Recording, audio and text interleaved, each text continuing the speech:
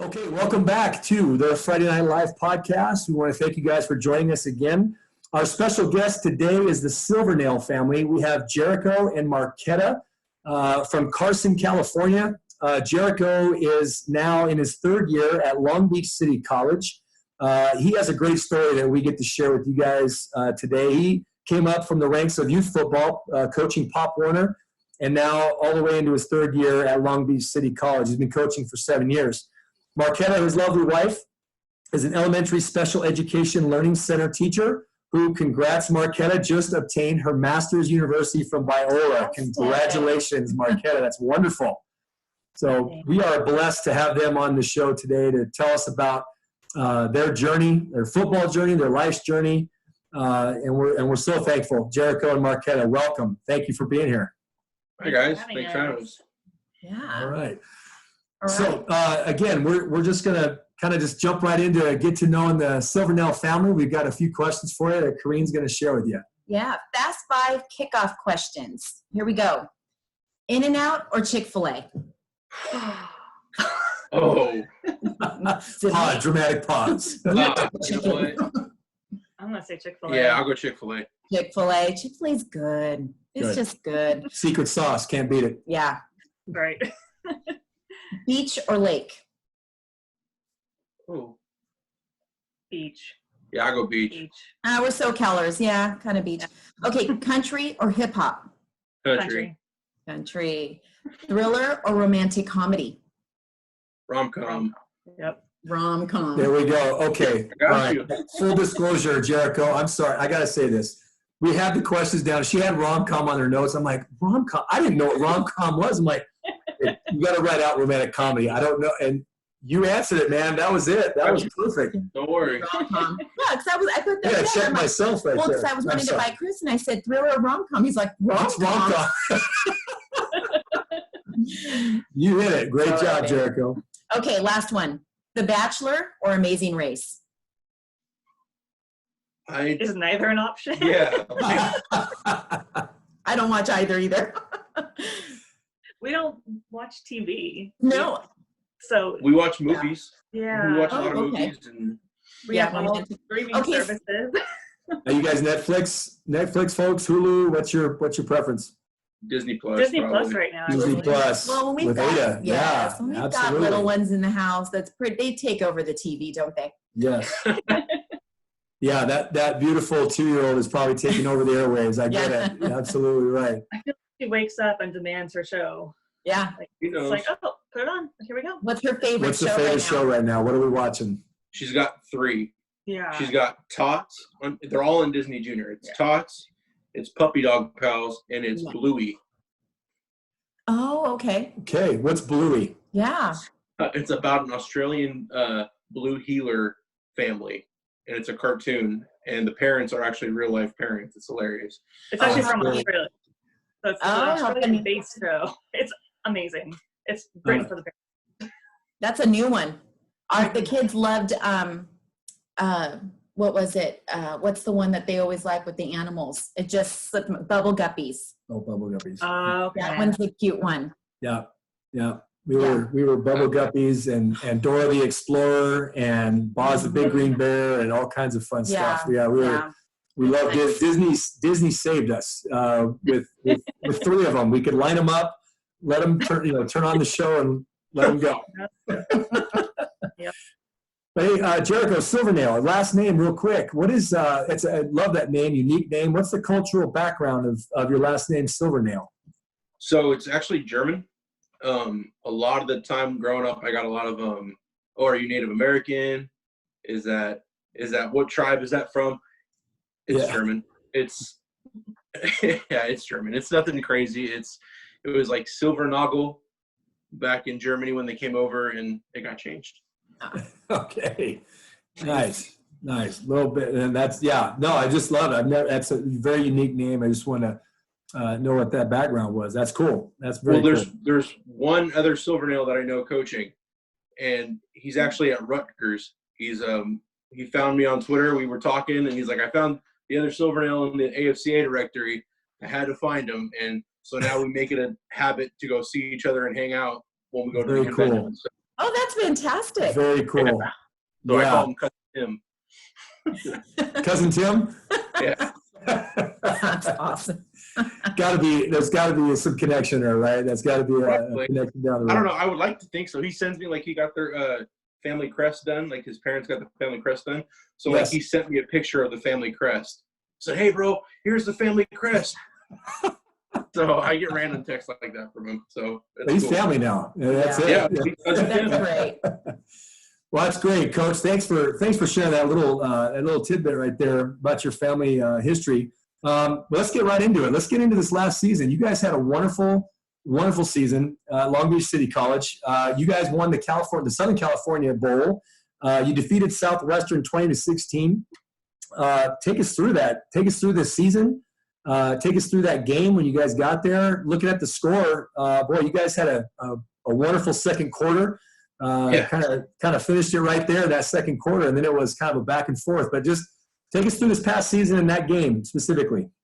So this past season, I was fortunate enough to coach 2 All-Americans at defensive end and another 2-time All-Conference player, D-tackle, and all 3 are going Division I, which is awesome. Wonderful. Congrats.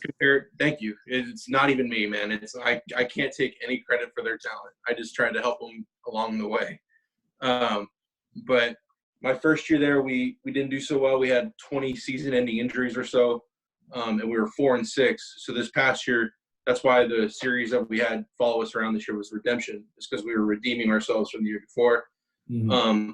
And just a phenomenal – we had a little bit of a rocky start, losing to Mount Sac and Riverside. We actually were the only team to actually compete with Riverside. We had them beat up until like 45 seconds left in the game. And lost. It was hard. It was physically the hardest loss I've ever had in my entire life. Okay. Coaching, and then we went on a roll. Winning, we won a share of the conference. We went up to Canyons, beat Canyons, to earn a share of the conference title, and then fell short by a yard against Ventura the next week to go in the playoffs. 1 yard. 1 yard. Oh, Yeah. So I'm sure you know that refs are infallible, but we had a questionable call on the 1 yard line where we should have scored, and it was rough. They called the knee down kind of thing. They said he wasn't in, and it was 4th and 1. So, but we shouldn't have put ourselves in that position in the first place to be down. But then, so we knew that we were going to get a bowl game the next week. We played a really, really scrappy, tough Southwestern team. And special teams actually ended up winning the game when special teams was one of our – in junior college, it's hard to get special teams going just because there's so many other aspects going. Yes. And they ended up muffing a punt on the 1 yard line, and we got it in the end zone. So, nice. And my D tackle ended up being the MVP of the game, which was awesome. So outstanding. So I credit that to him working hard and my partner in crime, D-line coaching with Brandon Patterson. So that's great. Was this young man his second season with you? First season with you? It was his second season. Divine O'Bashir. He was out of Westchester in LA, and so he wasn't a qualifier. So he had to spend 2 years with us.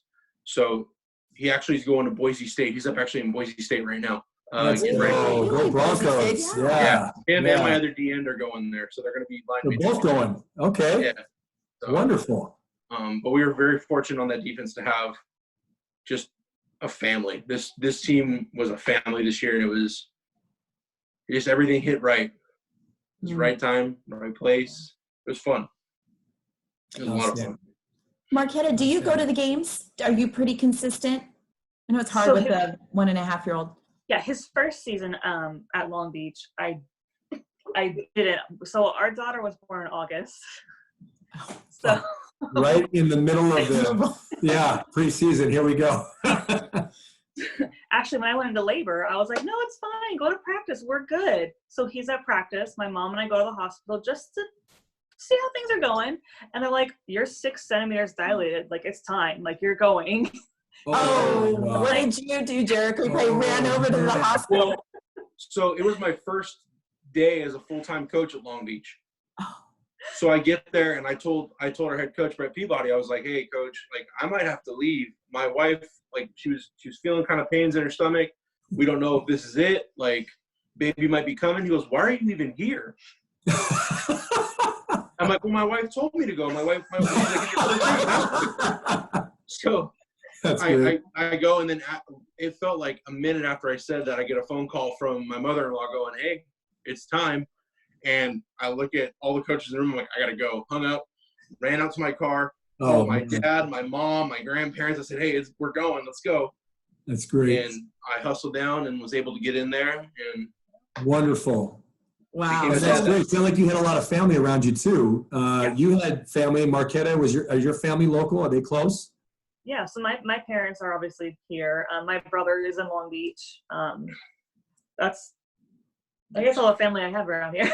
But I don't have a ton of family that lives here anyway. They're all like East Coast. Like my dad's parents are in South Carolina, so it's a little bit of a drive for them to make it out here. Yeah. But yeah, we were surrounded by my family. We filled the waiting room that night. Yeah. Awesome. And Coach, you made it, which is great. You were able to make it. Oh yeah. Scrubbed up, cleaned up, gown on, and get in the room, and was there to witness I was there. Nothing was stopping me. Yes, sir.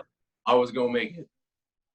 Oh, that's great. That's great. So that first year, you probably weren't able to go to too many games. So my first game, I actually took her with me. She was 10 weeks old, maybe. Oh wow, yeah. I think about 10 weeks or so. I waited the 2 months that you're supposed to wait before you take baby out. But yeah, I had her there. We were sitting way, way out away from everybody. And I think we left maybe about halftime, but she was there. There you go. Awesome. Social distancing before it was mandatory. Right. She's been doing that since I became a coach, so it's not that big wasn't that big of a shock. You know what? I do that too, but not because of germs. It's the comments. The chatter. Okay, so yeah. So how was that like cheering Jericho and the Vikings on this past season? This past season was great. We were at every game. We still stayed at our little corner of the stand because I let her run around this year. So she bought we got her little pom pom. So she was running around with her little pom pom, and after the game we were running all over the field. So it was fun. It was fun, and this season's going to be different, obviously, but I think this year she's going to be so excited to go to games. So she can say football. Yeah, she can say football. Yeah. First words, Coach. Well done. Not dada, not mama, football. It's great. Wonderful. Mm-hmm. Well, since we're talking about family, let's go ahead and take us back to the Silvernail get together. How did Jericho and Marchetta meet? We'd love to hear your story. Oh. Yeah. Okay, Marchetta, kick us off. Yeah. What is it, 8 years ago now? 9 years ago. 9 years ago? 8 years. 8 or 9 years ago. So he was not coaching at the time. He was working in sales for DirecTV. And I was at Sam's Club shopping for my mom's birthday, grabbing the birthday cake and all the little random goodies and stuff. And this guy was standing at his table, and I saw him, and I was like, I don't want to deal with a salesperson right now. So I walked around the table and I did my shopping, and then I came back around the store, and he was waiting for me because he popped out from the aisle and tried to sell me DirecTV. That's not true. I did not try to tell her DirecTV. I want to go out with her. Oh, I love it. But his first line was, "Who do you have for cable?" Hey, and obviously it worked. Okay. Yes, ladies and gentlemen. Why do guys make it so hard? Just ask. How can I help you get your cable going here? Sunday ticket. Sunday ticket. Right. It's wonderful. Okay, so the meeting there takes place, and then what's the next step, Jericho? I'm glad you asked me this one. Yes. So, my beautiful bride was actually currently dating somebody at the time, which I did not know, and then she informed me. So we became friends. there hasn't been a day that I haven't talked to her since we met that day. Just became really good friends. When my grandfather died, when my father's dad died, she was the first person I texted. So we just became really, really good friends. And then basically, she told me she broke up with the guy. And I didn't hesitate. I was actually currently dating somebody, and I broke it off with them and went to her aid. And we've been together ever since, and yeah. Wonderful. Yeah. So we dated for how long before you hit her with the big question? 9 months? 9 months or so. Okay. 8, 9 months. Yeah. Good. Went over to her parents' house to ask permission, and they knew. I didn't know they knew, and so I asked permission. It was actually her mom's birthday, so it had been a full year since we had met. Okay. And we were talking, and I asked her dad. I was like, I would like Marchetta's hand in marriage, and he goes, "You what?"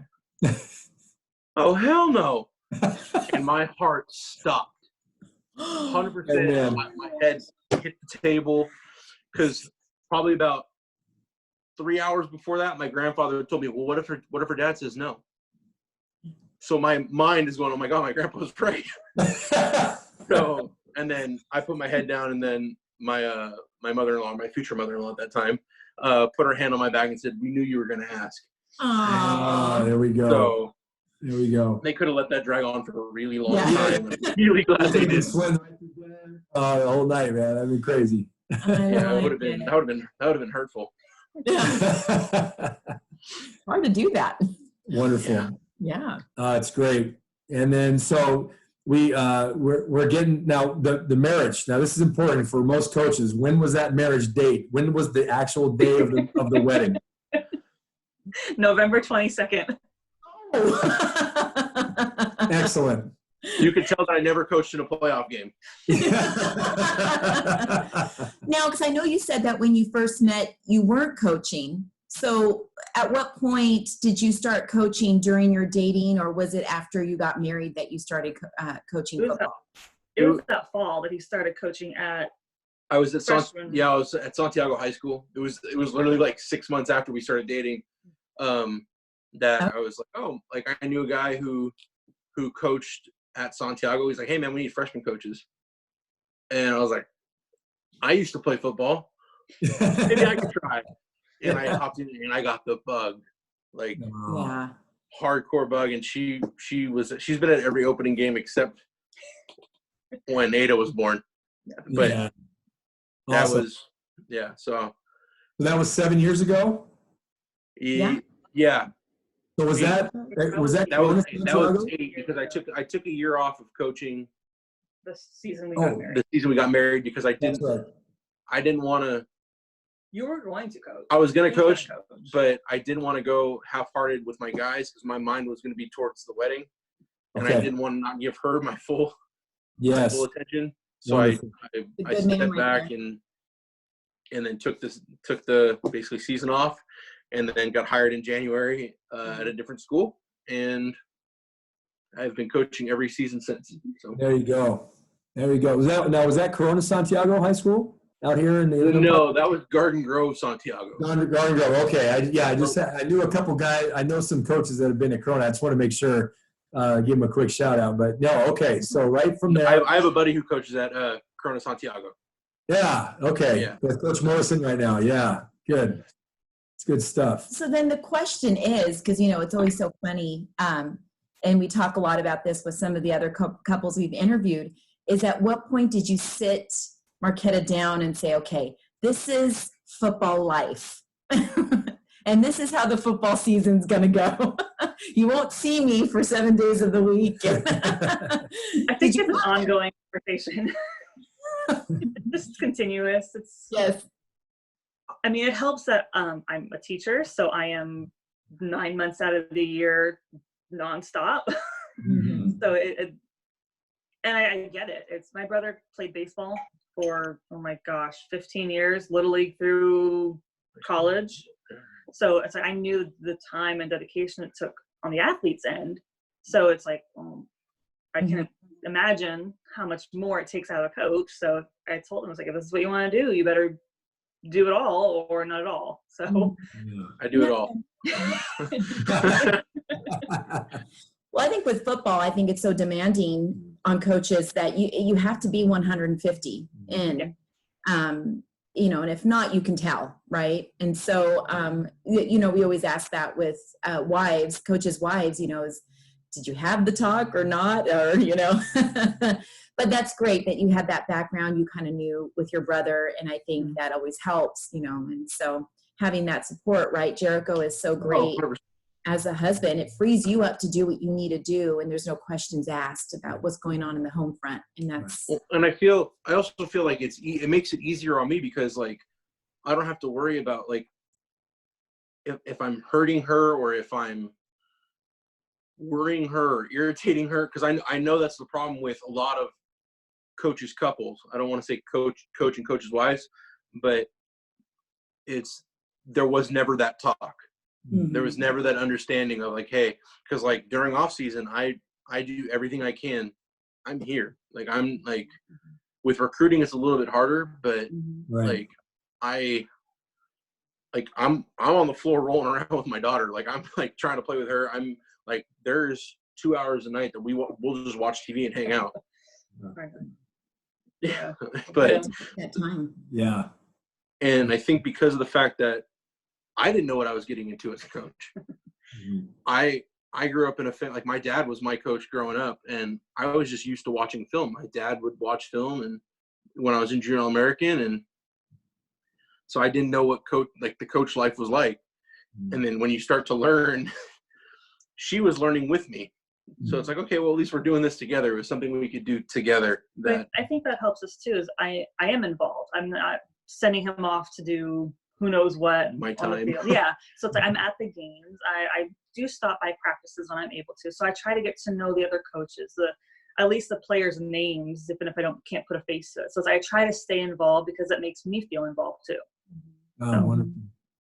Wonderful. And that's the key, I think, right? Absolutely. Yeah. Absolutely. Now, do you ever communicate with any of the other coaches' wives, or how was that dynamic? I'm sure it's kind of hard. It is hard. It's, I think, harder because a lot of us are in different stages of life. I know like the head coach's wife, she's got college-age kids, and several of the guys are single, so they have girlfriends, but we're not at the same point in life. So I can have a conversation with the head coach's wife without a problem. We've hung out as couples together, like at Ballast Point down in Long Beach. But I don't have really clear relationships, but that's why I've also made it a point to start being involved with social media, coaches' wives. So there's several, there's so many groups right now. Yeah. It's kind of filtering through to figure out, okay, who am I most like and who can I get along with? And so I'm a member of the AFCWA. So I'm going to be going to the convention in January. So we'll see what happens. Do you guys go? We hope to see you there. Well, We're going to try to get there. Absolutely. Yeah. We talked about maybe going last year. There was a conflict in the date. We couldn't make it, but I've never been, and I would love to make my first one, her first one together. So yeah, we'll definitely keep in touch with you guys, and hopefully this whole thing kind of blows and clears over and we can all get there. That would be great. Now it's gonna be interesting though, Jericho, because California just came out and said all community colleges aren't playing until January, February. So I hope that doesn't have a huge effect on you guys and your clinics and all that good stuff too. Nope, I'll be at the convention because as a recruiting coordinator, I do my due diligence to talk to everybody. Nice. I make sure I don't care what level you're at, I'm showing you our list. Because my main job, I want to get my guys out. Football doesn't last forever, but a degree does. So my main goal is to get them onto the next level to at least get some of their schooling paid for. So I try to talk to every single coach I can. So Awesome. I will be at that convention regardless. Yeah. It's only for 4 days. Right. And I will make sure I get our guys out there. Awesome. Yeah. Awesome. Well, if we get out there, we're connected, man, for sure. We'll make sure that we get together. So let's go back now a little bit. Take us through your football journey, Jericho. So start us off when football became reality for you as a little guy coming up, and just take us through your playing days. So I started playing when I was 7 years old. I was a little bobblehead. I was fortunate enough to be coached by my dad all the way up through high school. Played offensive line my entire life. So just I'm not the fastest dude in the world, but I know football, so I played center. And then played all my years in Huntington Beach, grew up there, and then from there I went to Mater Dei High School in Santa Ana. Got to play for Coach Rawlinson, and I actually stopped playing after high school. I didn't think I was big enough to play in college, and so I just stopped. And then kind of stepped away from the game, and then started coaching when we started dating. She kind of reignited that kind of love for it and the cerebral part of the game, and it's been going ever since. Nice. Great. Nice. So what is the biggest, I don't want to say challenge, a coach is a coach at whatever level, I guess, and this kind of maybe a question for both of you. Jericho, on your part, what is the biggest difference maybe that you see? You've coached at most levels now, from the little guys to high school to college. How have you had to adjust your coaching style, if at all? And then Marchetta, how have you kind of seen him grow in those various levels with those kids?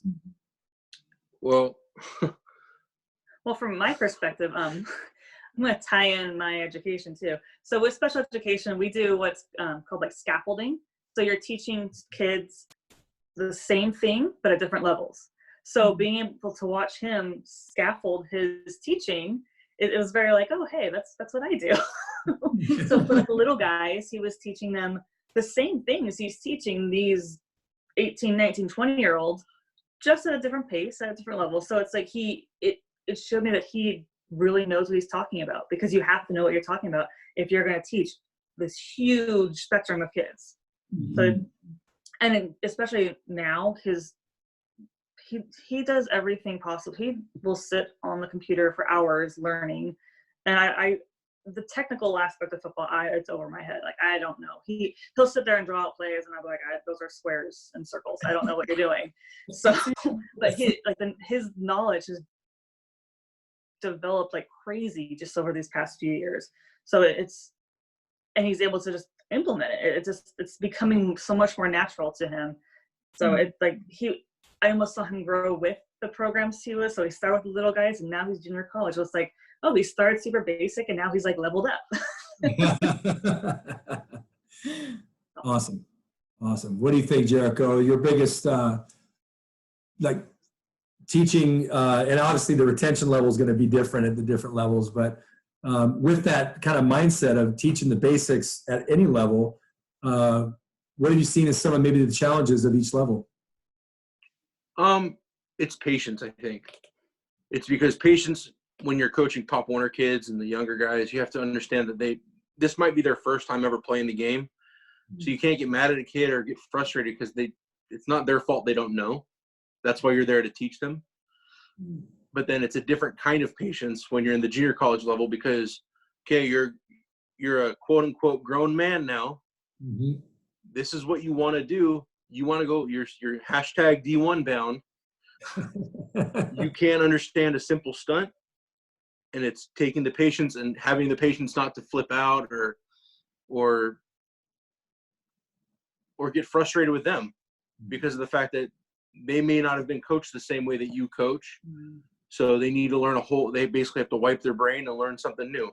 So it's junior college and Pop Warner are very similar to me by keeping everything simple, because there's such a quick turnover rate and there's so little time to teach. It's not like high school where, like, if you're fortunate enough to be in a program who has the same coach for years on years, the program's the same. Freshman, like when I was at Mater Dei, I ran the same play my freshman year as I did my senior year, and you just add level to it. With junior college and Pop Warner, it's very similar where, okay, hey, similar moves, you just have to – it's called two different things because what other things are going on. So it's keeping the simplicity with it, but also keeping the patience. Love that. No, that's great. Absolutely. And then with that mindset too of keeping things simple on the coaching front, let's talk a little bit about relationships with your guys. You know, like you said, you only have them maybe for 2 years, maybe less than that. So amidst all the coaching and try to install, right? And sometimes, you know, we as coaches like to overthink or overcoach and put too much in. At the Jericho level, it's let's keep it simple, keep it basic. But how do you do that then relationally with these guys that you're getting to know them? And then, like you said, and I love your idea. Your thought is, I want to get these guys to the next level. Like that's your goal as a coach. I'm sure that's their goal as a player. They want to move on. How does that dynamic work with your relationship with specifically those guys? When they come in, you recruit them, they come in, they're with you, and then how do you jumpstart that relationship and keep it going until they leave you? So when I recruit my guys, I make sure to get their phone number. If I'm heavily recruiting you, I have your number. I learn your parents' names. I try to learn as much about you. My first year, I would text every single one of my players that I was recruiting every single week on Friday night, saying, "Hey man, good luck tonight. Stay safe. Play your heart out." And it wouldn't be like, "Hey man, remember Long Beach is watching you." It would be like, "Hey man, play your hardest. Like do what you got to do and stay safe." That's it. So it starts as that baseline with recruiting, and then once they get in, if they're a qualifier, if they're a freshman qualifier, I tell them, I don't want to have to coach you past December. My goal is to get you out. Like I'm not going to retain you. If somebody comes in and says, "Hey, we want him," I want you gone. If that's the right situation for you, I want you gone. I want you to have to come back and say, "Hey coach, thank you for that. Thank you." I want you to remember that this is your home, but this is a jumping off point for you. And with building the relationships with that, I ask my guys, "How's school going? How's your family doing? Like, do you need anybody?" Yeah, I want to know about them. Like, when this whole COVID-19 thing started, once we got done with installing everything on the defensive line, my fellow D-line coach and I were like, "Okay, we're going to do a mental health check tonight." And on our Zoom meeting, we're like, "Hey guys, 20 minutes. How's everybody doing? You guys good? Do you need anything? Are you okay?" Love that. Yeah. And if you're not okay, please text us. Send us a private text letting us know you're okay. Because it's this, coach, this game ends. Yeah. It ends for everybody. Father Time's undefeated. Right. So my goal, and we've talked about this fairly recently, this is our ministry. This is how we can help kids who may not get that help. Who may not have somebody in their corner. We want to be those people who are in their corner, letting them know, like, "Hey, we got you. Don't worry, we got you. If you're going through something, we got you." Whether it's just to talk about it, pray about it, be about it, we got them. Awesome. And have you had many conversations one-on-one with a guy who has actually called you on that and said, "Coach, I'm reaching out. Like this is going on in my life. Can you help me? Can you pray with me?" Have you had some of those in this past season? Yeah. Last year before the season started, we actually we lost a player. He had the year before lost his dad and his brother within a week of each other to suicide. And he was from Australia. And so he was over here trying to play football. His dream was to play football. So just some health complications happened and he passed away. But I still have the message that he sent me on Twitter saying, "Coach, I'm glad I have people like you to look up to and just talk to." And like, I'm by no means a perfect person. I'm by no means a great role model. I try to be, but that being there for guys like that, it kind of reminded me, like, this is bigger than football. Yes, and sir. and to see to see a young man lose his life, it was hard. And it's just that was the first time at the school that I had somebody actually reach out to me to talk to me, and then that. Yeah. So it was a hard hit for I remember when I found out, I was actually at the stadium, and our head coach and I found out together, and then I ran out to my car, called her, and I got tears in my eyes. I'm crying, and she's thinking like, what happened? And it was rough. So that I've had one. So that was my one. So. Yeah. And how did coach and the staff and everybody, how did you guys get through that together? We talked about it. We opened it up for guys who had known him, and we remind ourselves and try to, like, the whole season was for Brent. Like, we're actually sending his mom a ring from the SoCal Ball.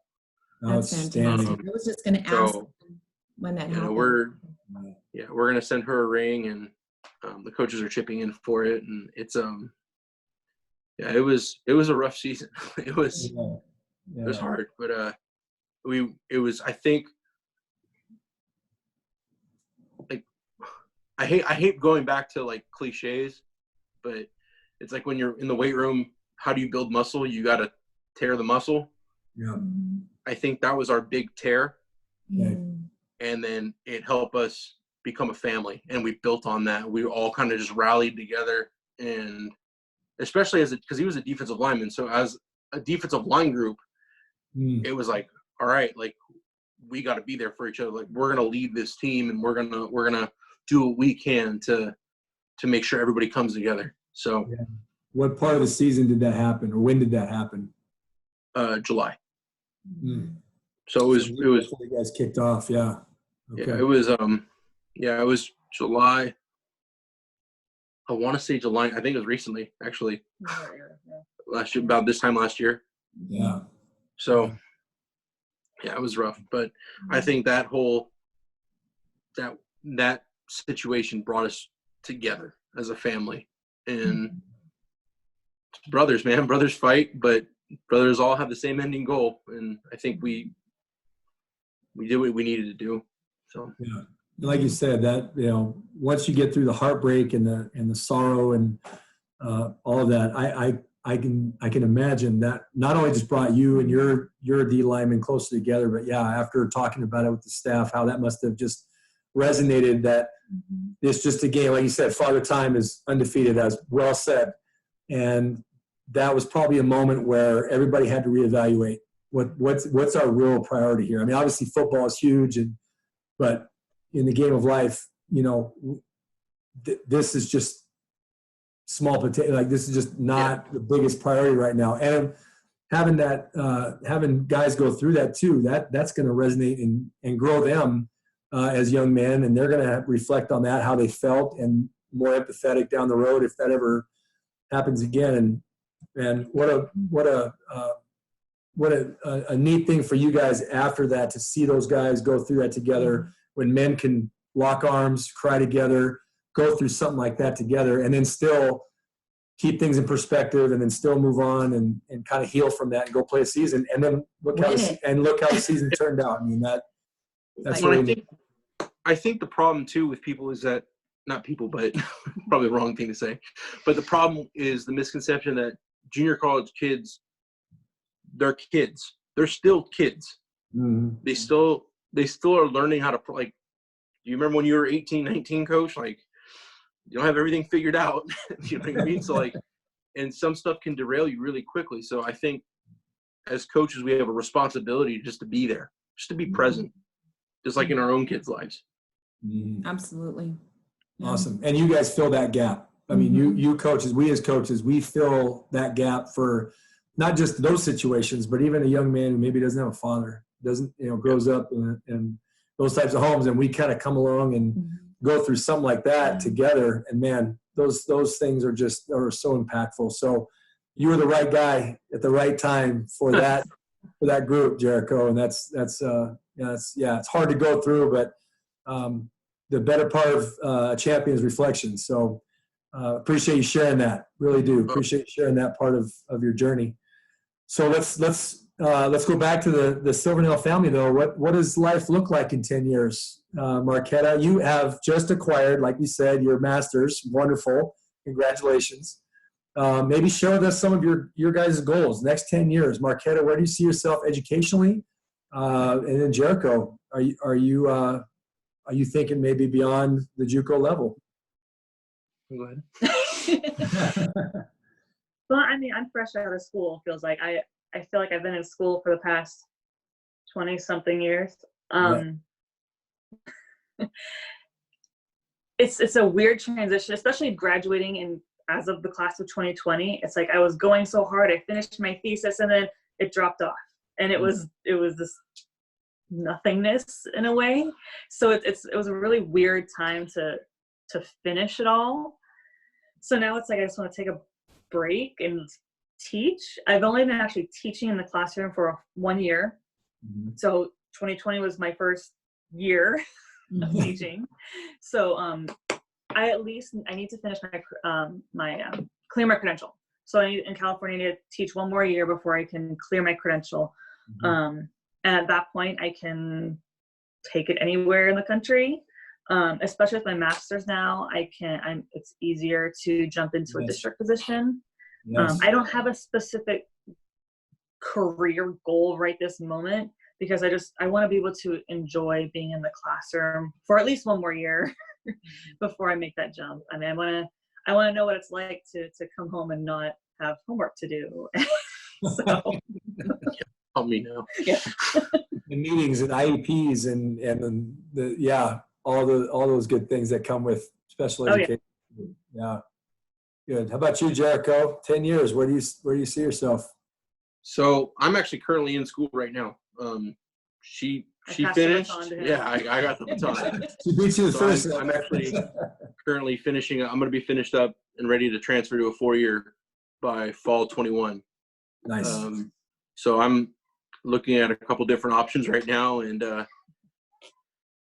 I would like the shot at a D1 school. I think that's a lot of people's goals as coaches. I don't know if I want to coach or if I want to be a recruiting coordinator at the next level. I think I would miss the X's and O's too much as a recruiting coordinator. Yeah. But who knows? Like, I will go wherever the good Lord sends me. How about that?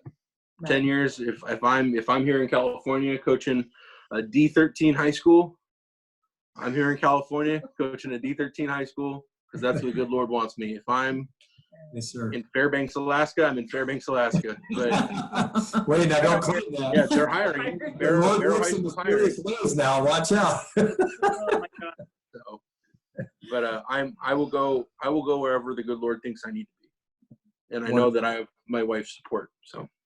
Yeah, awesome, guys. And you are where you're at. That's the big time, right? That was the Frosty Westering, the old Pacific Lutheran coach. We just talked about him in a former interview, and he wrote a book called The Big Time Where You're At. And that was actually one of the first books I read coming out of college and going into coaching. It doesn't matter what level. And your story, Jericho, is wonderful because you have done all levels. And this is why it's so neat. And you've made that big time where you're at. And you feel like wherever your feet are, that's where you're supposed to be. And you're going to be the best at it for that moment in time until the good Lord says it's time to move. It's time to go somewhere else. So appreciate that. That was great. It was great for all the coaches to hear that. So anyway, guys, we just want to thank you so much for your time. We thank you for being on the show, sharing your heart, sharing your family journey, and just making this a part of your day. So we just appreciate all that you've done and all the best. And we're looking forward to the next, the Redemption series next year, right? Yeah. Yes, sir. 2021. We're it's going to be a little different with a January and February season, but unfinished business is on deck for the 2021 Long Beach City College Vikings. Let's go. That's great. We're going after a national championship this year. So yes, sir. Let's go. Yes, sir. Marchetta, good luck with you again. Congrats on the big finishing the Masters and all that comes with that. And we just hope you get a chance to enjoy a year, whether it's blended model, whether it's distance learning, whether it's traditional. I mean, it's crazy. So we just hope you get a chance to be in that classroom with those kiddos. And but anyway, guys, thank you so much for your time. Yes, All the thank best you. to you guys. Thank you very much Thank for you, having us. guys.